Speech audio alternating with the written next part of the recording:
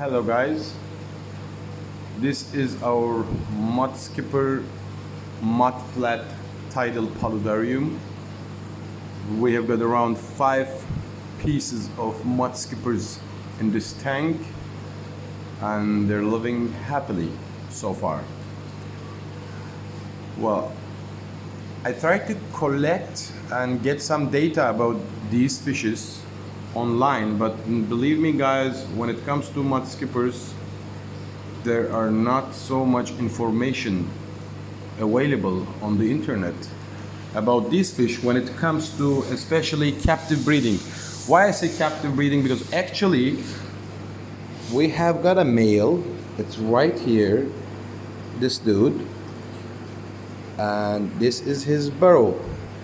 Now this male actually bred with this female over here. This mama used to be really fat, and after spawning now her belly is completely flat. Now we had the eggs in the egg chamber. Mudskippers, they make a burrow. I don't know if I'll be able to show you.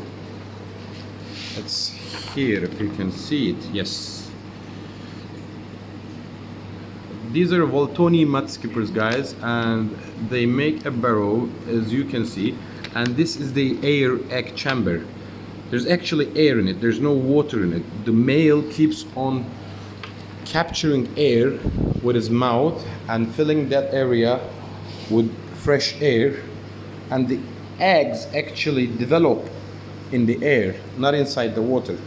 Well, one of the mistakes that we have done actually, because due to the lack of information on the internet, and we were so excited and we wanted to check the eggs, and guess what we did?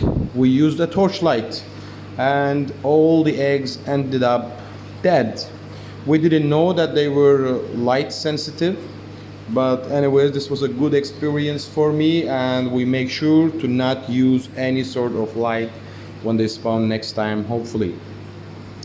Now we are using a tidal system in this tank.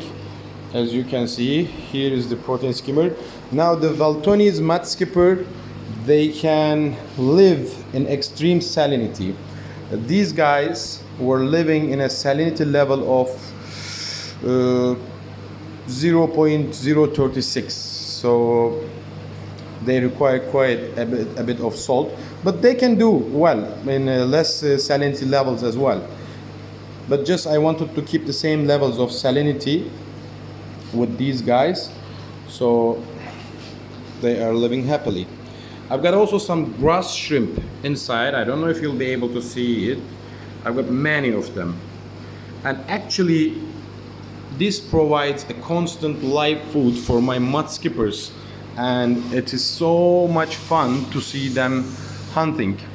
Anyways, let's get back to the tidal system. I've got a canister filter, sorry for the mess, and I've got a head pump, a strong head pump. Now I always keep this valve a little bit closed and this valve always fully open. Why I do that is because when I pump water in, I don't want so much water pressure, you know, because the substrate is basically contains 60% to 40% clay. So I don't want this clay to kill my visibility, which already does, but actually because I just put some more mud in these areas, it's normally not this much blurry. And here I've got a timer. As you can see, we have set it up, and we maintain 8 hours of low tide and 4 hours of high tide in this tank. And this is very important in order to imitate and copy the habitat of the mudskippers guys, so you can actually see their natural behavior. They're extremely brave fishes. They can eat anything, almost anything. I mean, we're talking about, they can eat live food. I mean, bloodworms, artemia, I don't know if you don't mind giving them live tube effects, they will also have it, but I don't recommend. Live shrimps, frozen shrimps, bloodworms, flake food, even small cut squids, whatever. These guys can just eat anything. And they're always hungry. They're most of the time hungry. I'll just show you. Already getting ready. Boom. As you can see, there's a big mama.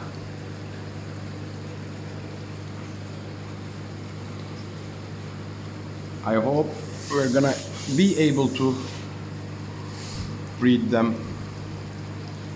And as far as I know, there's only 1 or 2 person who were actually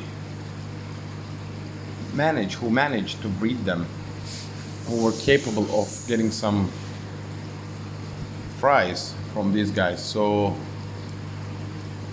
I hope that we can manage it too. Anyways guys, take care, stay safe.